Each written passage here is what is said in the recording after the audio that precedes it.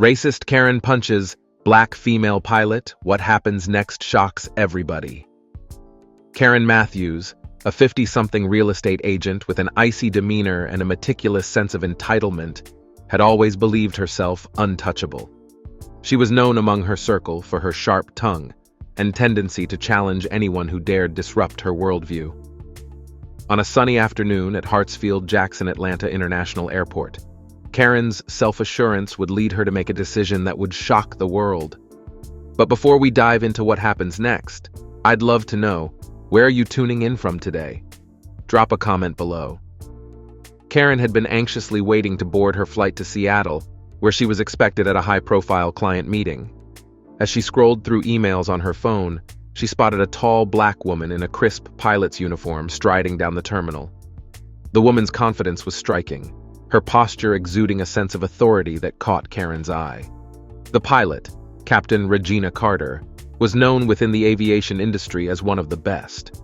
She had shattered countless barriers, often serving as the only black female captain on her routes.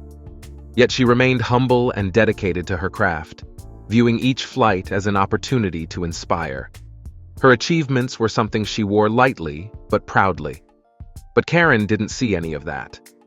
As Captain Carter approached the boarding area, Karen's eyes narrowed. Her assumptions quickly solidified into resentment. She watched with a tight-lipped frown as Captain Carter greeted the flight crew and checked in with ground staff. Unable to contain herself, Karen stormed up to the gate, cutting through the line of passengers. "Excuse me," she spat out, raising her voice to catch Captain Carter's attention. "Where's the real pilot?" Captain Carter raised an eyebrow, taken aback. She had encountered her share of bias over the years, but the raw hostility in Karen's voice was startling. Remaining composed, she said, "I am the captain of this flight, ma'am. Is there something I can help you with?" Karen scoffed, crossing her arms defiantly. "There's no way I'm getting on a plane with you in the cockpit. I don't trust—" She paused, eyes flickering with a toxic mixture of anger and arrogance. "I don't trust someone like you to be in charge." Passengers around them began to notice the confrontation, a few pulling out their phones as murmurs spread through the crowd. Captain Carter held her ground, her voice calm but firm. "Ma'am, if you feel uncomfortable, you're welcome to speak with customer service about rebooking." But Karen didn't want a solution. She wanted a confrontation. Emboldened by the attention, she took a step closer, pointing a manicured finger inches from Captain Carter's face. "Do you know who I am? I could get you fired for this." Her voice had risen to a near shout, drawing even more bystanders. Captain Carter tried to de-escalate, gently raising her hands. "Please, ma'am, there's no need for this. Let's keep things professional." Something in Captain Carter's composed demeanor set Karen off completely. Fueled by anger, she took a step forward, and before anyone could react, her hand shot out and struck Captain Carter across the face. The slap echoed through the terminal, and a collective gasp filled the air. For a split second, everything froze. The shock of what had just happened hung in the air, a silent weight pressing on everyone who witnessed it. Then, almost immediately, chaos erupted. Passengers and airline staff rushed forward. Some began yelling at Karen, others moved to Captain Carter's side, ensuring she was unharmed. But Captain Carter, maintaining her unbreakable composure, held up a hand to calm the crowd. Security was already on the scene within seconds. The officers approached Karen, who was still seething, unrepentant. "This woman is completely unfit to be a pilot," Karen ranted, trying to justify her actions. "I was just protecting myself from someone who doesn't belong here." One of the officers stepped in, his voice stern. "Ma'am, you assaulted a member of the flight crew. We're going to have to ask you to come with us." "No, you don't understand," Karen protested, her face turning pale as she realized the severity of her actions. "I didn't do anything wrong." But her words fell on deaf ears as she was led away, still protesting, her voice becoming a muffled echo as they escorted her through the terminal. Meanwhile, Captain Carter, her cheek reddened from the slap, took a deep breath. She assured everyone she was all right, her calm and professional demeanor never wavering.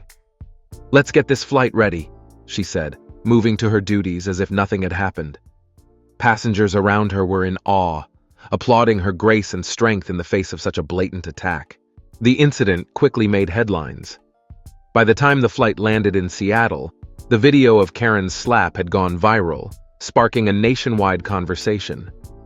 Social media erupted with support for Captain Carter, lauding her as a hero and a role model, not only for Black women, but for everyone who had ever faced discrimination.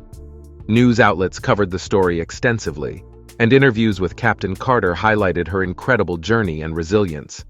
The backlash against Karen was swift. Her employers found themselves bombarded with calls and messages demanding accountability, and within days, Karen Matthews was let go from her high-powered job. The world saw her for who she was, someone who had allowed prejudice and entitlement to define her, and she was now paying the price for it. As for Captain Regina Carter, she became an icon almost overnight. She was invited to speak at conferences, received awards for her resilience, and even inspired a new program that encouraged young women of color to pursue careers in aviation. Her name became synonymous with courage and professionalism, her story a testament to the power of grace under pressure. Months later, Karen reached out privately to Captain Carter, attempting to apologize. But Captain Carter, having moved on to focus on her work and newfound advocacy, declined the offer. She had no interest in revisiting that painful day. Karen was left with the silence of her own regrets, watching as Captain Carter's career soared to even greater heights. What began as a moment of anger had changed the trajectory of their lives in ways neither could have imagined.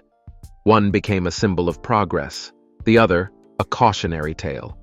And the world would never forget the slap that set it all in motion. Months passed since the infamous incident at Atlanta's Hartsfield-Jackson Airport, and Karen Matthews' life had taken a dramatic downturn. She found herself ostracized, her once comfortable life unraveling as friends distanced themselves, and her reputation in the industry lay in tatters.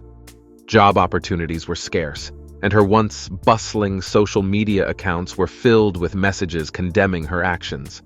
For Karen, every day became a battle with herself. She replayed the incident in her mind repeatedly, reliving the stinging shock of that slap, the look on Captain Regina Carter's face, and the collective gasp of the crowd. What haunted her most was Captain Carter's composed strength. Karen couldn't shake the feeling of having misjudged the pilot entirely, letting her own insecurities and prejudices overshadow any rational thought. Desperate for a way forward, Karen threw herself into researching Captain Carter's life and career. She read articles about Regina's rise through the ranks, about the discrimination she'd faced, and the resilience she had shown. Karen couldn't ignore the respect Captain Carter had garnered from so many, nor the stark contrast between their paths. Seeking redemption, Karen decided to take a step she never would have imagined a year earlier.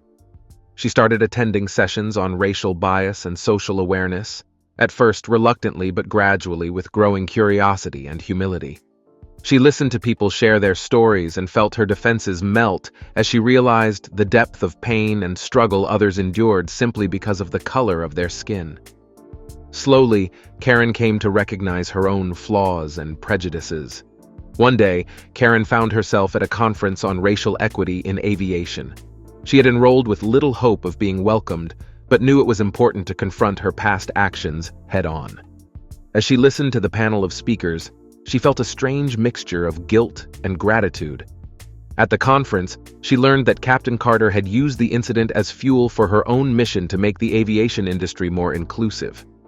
Regina had spearheaded a new initiative to mentor young women of color interested in aviation, giving them opportunities and resources she herself had struggled to find early in her career. Moved and humbled, Karen was inspired to reach out again.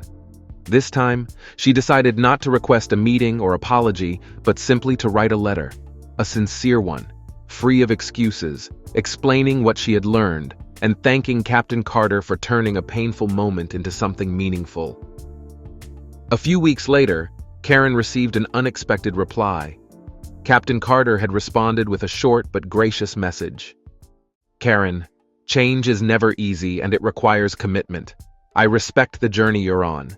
If you're truly committed to making a difference, there are ways to do so. Perhaps one day our paths will cross again in a different light. Karen read the message repeatedly, feeling a strange blend of relief and accountability. She knew that Captain Carter's words held a deeper challenge. Inspired, Karen threw herself into volunteer work, joining organizations focused on equity and inclusion within her community. Over time, she became a voice for change, using her own story as an example of the harm prejudice can cause and the possibility of redemption.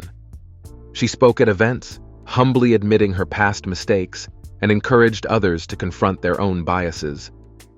Meanwhile, Captain Carter's mentorship program grew exponentially, with dozens of young women of color joining each year, many of them inspired by her resilience. She never publicly mentioned the incident with Karen again, choosing instead to let her actions speak. Her story became a source of strength and inspiration, a symbol of grace and empowerment, showing others that even the darkest moments can lead to positive change. Years later, at an aviation event where Captain Carter was being honored, she noticed a familiar face among the audience: Karen Matthews, now a volunteer and advocate for inclusion. Their eyes met briefly, and Karen nodded, a silent acknowledgement of the journey they had both taken. It wasn't forgiveness or reconciliation, but a quiet understanding that sometimes the most profound growth comes from the most unexpected of confrontations. In that brief moment, Karen knew that she had spent years reshaping her life, not to erase her past, but to learn from it. And Captain Carter, standing proudly on stage, knew that she had left an indelible mark on the world, helping to create a new generation of strong, fearless pilots who would continue breaking down barriers. Leave a comment if you enjoyed this story. It doesn't cost you anything, and you'll make me very happy. Thank you, and I look forward to your like.